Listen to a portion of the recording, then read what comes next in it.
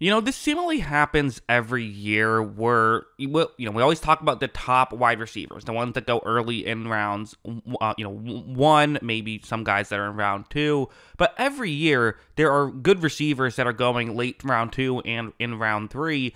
And one of the ones from just this past year, 2023, was Josh Downs, who was selected with the 80th overall pick. And really, I thought had a very strong rookie year for the Colts. And that's what I want to talk about. It's just how good was he last year and maybe where he can even get better going forward the future years. So yeah, let's just get into it. Before we do though, I wanted to mention I do have a movie channel. If that seems like the kind of thing you're interested in, hearing me talk about movies, reviewing movies and stuff like that, check out the link in the description below if that seems like your kind of thing.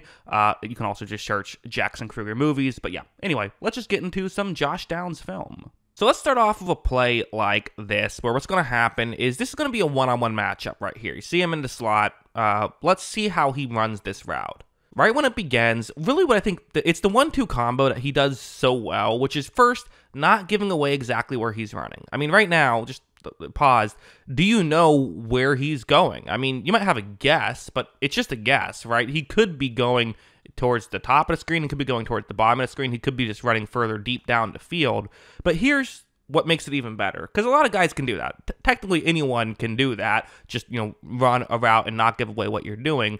The issue is then when you cut, you have to get to your spot quickly. And watch how well he cut. Look at how on that step is when he cuts towards the top of the screen and does it so quickly. He's able to, easily make the grab. I mean, there was a good amount of separation there. On top of that, he does not get brought down and picks up even more yards after the catch. This is just really high quality stuff. I mean, this is like Pro Bowl level moves he's pulling off. It really is. It's that impressive, I think. And that can lead to plays like this, where it's going to be a zone coverage play for the Saints. It's actually a cover 3 zone is what they're doing right here, but there's an extra player dropping back into coverage. So only a 3-man rush. You see the slant route over the middle. Well, this is going to be tough, right? I mean, it's a 3-man rush, so there's going to be extra traffic, and you have a Saints player lined up right on you. Like, how are you supposed to get open here?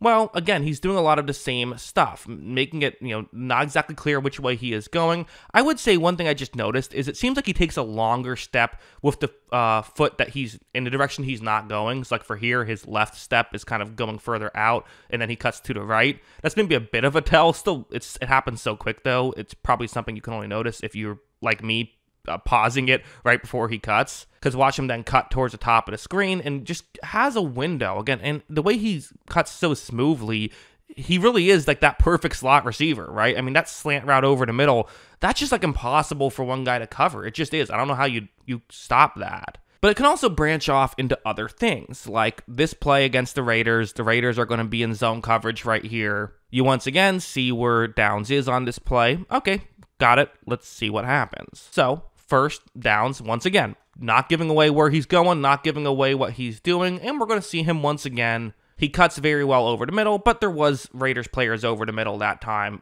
Minshew couldn't make the play work. So Minshew is now scrambling out. So for Downs, kind of over the middle area where that's now covered up, a lot of players would say, well, it is what it is, wasn't able to get open. But Downs knows that, hey, You play to the whistle. You play until the play is dead. So if you're in a situation like this where your quarterback's out of the pocket, look around and see where there isn't players. And if over the middle is covered, then perhaps more towards the bottom of the screen isn't. So that's what he does. He cuts back towards the bottom of the screen to where there was a window. And you see him right here. He's open. So this is just good awareness. And that's something you really, if you're going to be a slot receiver, you have to be a pretty smart player. And he's being smart here.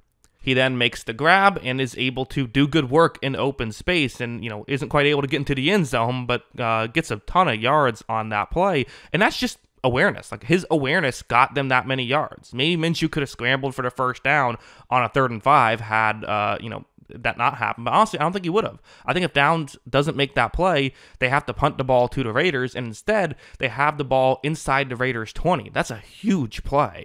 And it can also work in stuff like this, where this is going to be man coverage, and you see Downs' route going to be just an out route underneath the safety's zone, 3rd out of 9, so, pretty important play here.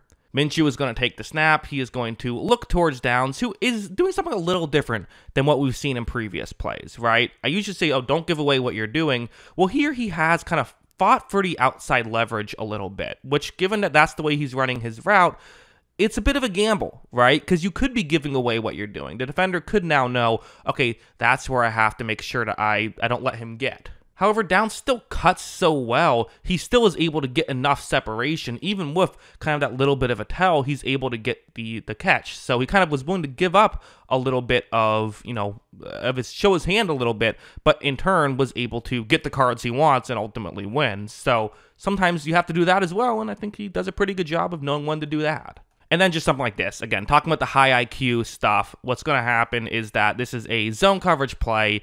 And again, the route is a relatively simple one, kind of just going underneath here in zone coverage. You have Demario Davis, the middle linebacker. He's going to cover it. It's Demario Davis, right? Like, it is what it is. And when this play begins, like, yeah, that's what happens. It's Demario Davis. He has it covered. That's what he does. But this is actually really clever. So you see how Downs can't see Davis, but is kind of leaning towards the top of the screen, selling as though that's where he's going to try and go, towards the top of the screen. But then he cuts back towards the bottom of the screen and actually makes a catch and picks up a first down. That's a great play. It really is. I mean, to kind of essentially juke out a player that you weren't even looking at, that's not easy to do.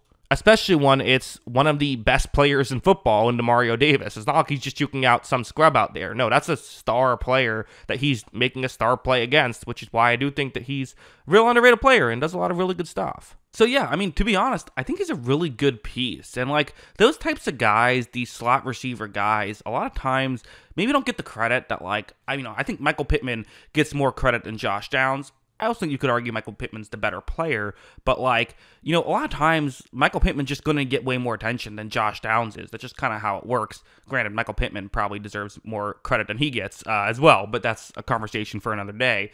And then I think that with the Michael Pittman, a guy who can win on the outside, but also can win over the middle, you have Downs who really specializes in winning over the middle, and it added a Donnie Mitchell, who a lot of people feel could be a really good outside piece as well. This is starting to look like a really complete receiving core. And for the Colts, who kind of have had a history for a while of not always having the best receiving core, kind of off, I thought, in previous years, they've been too Michael Pittman dependent. Now you're looking at a receiving core that could kind of check every box that you need checked. And if they can do that with Jonathan Taylor, who I'm the last person off the Jonathan Taylor train, I think. I still think he's really good. We'll see if I'm, proven wrong this year, but I don't think so. I think he's really good. This is a pretty great situation for Anthony Richardson, not to mention the great offensive lines. So Downs, has a key role, and I think he plays it really well, which is why I think the Colts, offense could be pretty good next year. But yeah, those are my thoughts. What are yours? Let me know in the comments below. Always love hearing from you. And of course, as always, thanks for watching.